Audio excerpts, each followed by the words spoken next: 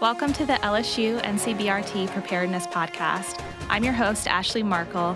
I am a curriculum development specialist here at NCBRT, and I work in collaboration with subject matter experts to create valuable and timely training for the responder community. The National Center for Biomedical Research and Training provides mobile training to both the national and international emergency response community. Welcome back to the podcast. Today on the podcast, we're continuing our series highlighting our incredible instructors and subject matter experts and talking with them about their lives and careers. Today, we're talking to Andrew Rateaver about his passion for leadership in law enforcement. I'll let him introduce himself. Hey, good morning, Ashley. It's a pleasure to be with you. I have close to 30 years, a little bit more than that, in municipal policing, and close to 40 years with the county search and rescue team, and that's through the sheriff's office. I retired in 2018 and still continue to do work on the search and rescue team, and also spent some time as a reserve deputy. And intermixed with all of that, I also volunteer as a wilderness ranger with the U.S. Forest Service locally here in California, up in the Tahoe Sierra Nevada. So I spent some time doing fire prevention, trail maintenance, and all stuff in the backcountry. It's a really good mix of things, not just law enforcement, but fire and search and rescue and emergency medical and whatnot. I've been with NCBRT since 2016. And that started after attending a pilot class, the Complex Coordinated Attacks pilot class. And the original requirement was that representatives from the jurisdiction, both fire and police, attend. And so a colleague from the fire side said, "Hey, do you want to go to this class?" And I'm like, "Yeah." We'd worked on projects before, collaborating on active shooter and wildland urban fires, that type of thing. So it was a good fit that we both go to this class. And I found the material, the instructor team, everything was really, really good, exciting. And after the class was over, I guess the instructors there had taken note or whatever. So they took me aside and said, "Hey, would you like to be one of our instructors?" And so it kind of went from there. So been honored to be with LSU since 2016. Awesome. So to start, our conversation on leadership, can you share some of the pivotal moments from your career where your leadership skills were put to the test? Yeah, it's interesting. I could start off with some high risk call or whatever, but I think that the most pivotal thing happened to me in leadership happened actually during training.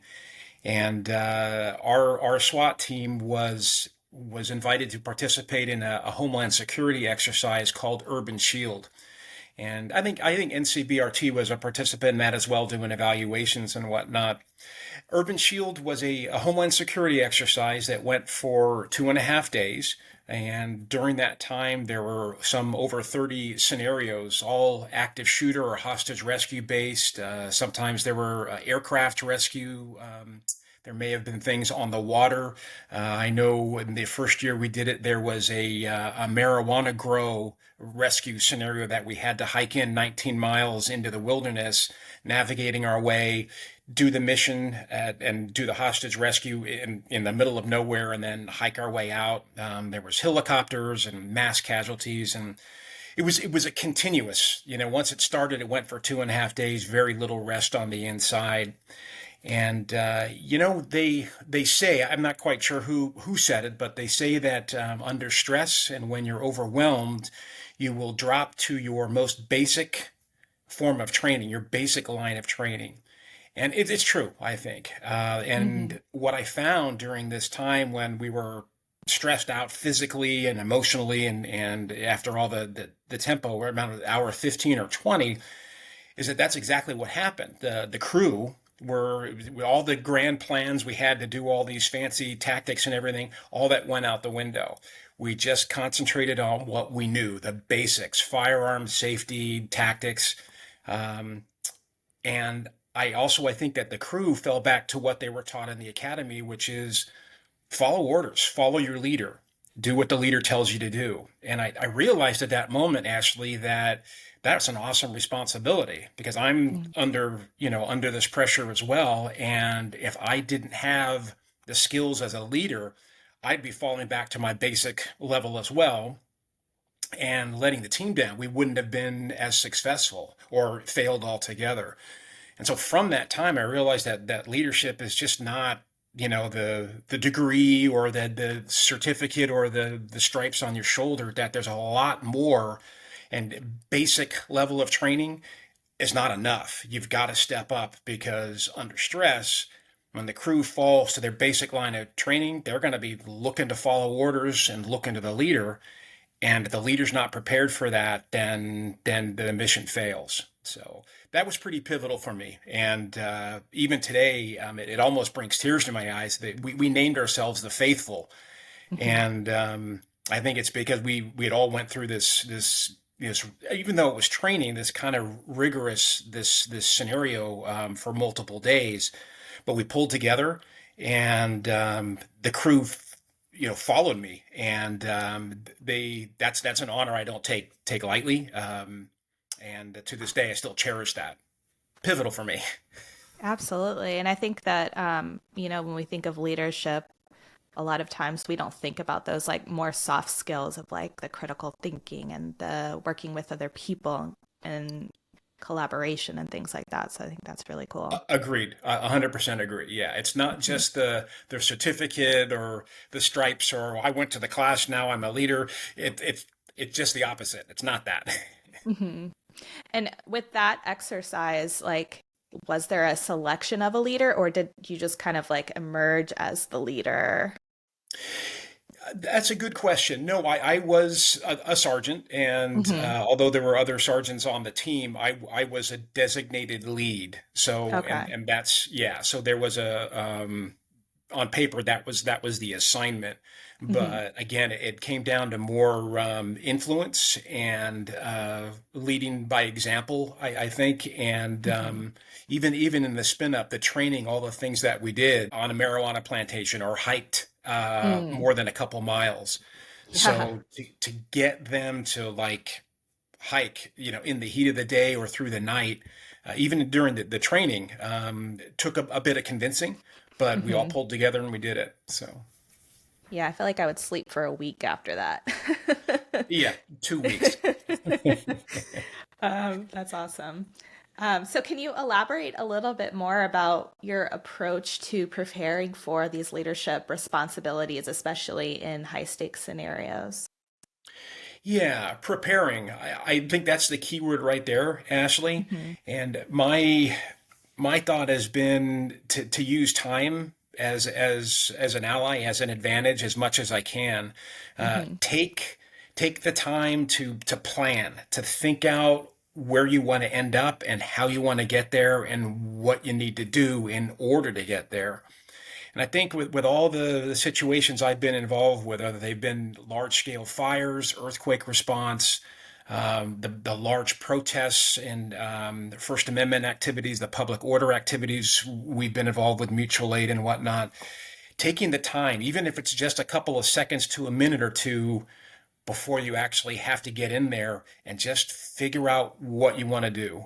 The more time you have, the better.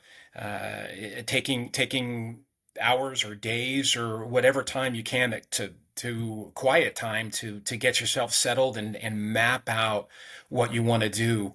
There's a process the military uses. This is something, again, I've learned over the years. It's called backward planning. So rather than starting out, well, here's what I'm going to do first, and then the next thing I'm going to do is this. You start at the very end and you say, or this is determine where you want to be. And then you figure out what you need to do in order to get there, working your way backwards. So you get your timing correct. It's called backward planning. And that's always worked for me. And something I still use even today, even with teaching classes at NCBRT. Wow, that's really cool. And on the other hand, it's important to be able, like, to be flexible in rapidly changing environments. So how do you adapt your leadership approach to different contexts and challenges maybe when you don't have that kind of time?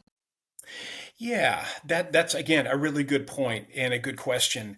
I think it's important for all leaders to understand, especially me, is that leaders may have to lead, but they also have to follow. And there may be times where, and oftentimes, the crew knows best. People who are there first on the ground know what's going on, have better situational awareness. So even though you may be the designated leader, coming in and saying, I'm the designated leader, like that, you go, okay, you just turn the crew loose. And as long as they're doing a good job and everything is legal and moral and they're effective, Mm-hmm. follow. There's nothing wrong with that. And I know NCBRT classes, and they've made fun of me, my crews sometimes, my instructor crews, because I'm really big on meetings, not long meetings with coffee and agendas and all that, but in my mind, there's coffee and agendas, but the meetings are relatively short. Uh, Mm-hmm. but I just, hey, what do you want to do? Where we need to go, and allowing the crews to discuss what they want to do. And so all I'm Mm-hmm. doing is really just providing an opportunity to deconflict any issues, to talk about what we're doing. Then the meeting's over and we're on to other things. But just taking the time to do that and allowing them, to lead basically, and I would follow. So Yeah, absolutely. Um, so what advice would you give to aspiring leaders within your field based on your own experiences and insights into effective leadership? it's yeah, Ashley, it's an ongoing study, if you will. I think my first thought would be, don't get hung up on the fact that you have stripes or the gold bars or shield or Mm-hmm. the certificate that says I have ICS 8,000 or whatever it may be. That's not the end. That's not, oh, I'm there now, I'm the leader. That really is just the start. Mm-hmm. And the leadership is not about the insignia or the piece of paper. It's more about the people and the experience. And I would advise that seeking out opportunities to lead, even if it's in the realm of something that's uncomfortable, something that's you're not used to. Seek out those opportunities to get experience, and not just the piece of paper or the insignia or the button, but the experience behind it. I I spent a fair amount of time being a line supervisor, a sergeant, before I promoted to the command officer, lieutenant. And those experiences that I had down in the trenches as a line supervisor, as a sergeant, were very valuable, and they carried over into my command years. Sometimes I think we are in our quest to get success. We try to, as soon as we get to be one level of supervision or command or management, we look for the next one to try to keep climbing the ladder. And there's some truth to that. There's some good things, but at the same time, in order to be an effective leader, I think experience counts, and spending the time to get that experience rather than the star or the bar or the degree. The experience is what matters, and even if that Mm-hmm. takes some time to do, I think overall we benefit from it. So, to wrap up today, looking towards the future and the future of leadership, what qualities do you think that a leader should possess, like going forward into the future? There's a lot to unpack there, right, Mm-hmm. Ashley? So leadership, I think, can take on many forms, and depending what your particular assignment or your goal is, I think the main thing behind that is to be it, to be the example, not just assume that, well, I have the rank or the title or the business card that says I'm in charge, but do it by example. And I think that as it can influence a lot of behavior. And if you're doing it, if you're modeling it, the people that are your responsibility will start to do it as well. And I think that really sets the tone. And I don't think in a negative way. I think in a very positive way. So much of what I've seen now, with colleagues and just across the board is that we're challenged by time. There's so much work to be done and little time to do it. But I think a leader has to take the time. I think that if you are in charge or you're responsible for a project, you get there first and you set that example. And if the project or the mission is over or the class is over, you're not the first to leave. You're the last to leave. You're the last to get food. You make sure everybody gets home or is done and all things are taken care of, because that's the job. The job is people. And I think that setting that example it matters, and people will start to see that you care and that they're cared about, and that carries a lot of weight. Absolutely. And I think another important part, and we kind of hit on this in our bias discussion on bias, is like the work is never done. Like we have to be able to like reflect in ourselves and understand like maybe I was wrong in this sort of thing. How can I improve? How can I grow and build this as a skill in my toolbox of work skills, right? Being able to take criticism and move forward to improve a situation. Correct. As well. Yeah. Sometimes we hear that, especially in our public safety type A personalities. It's ego. I'm in charge, therefore I'm in charge.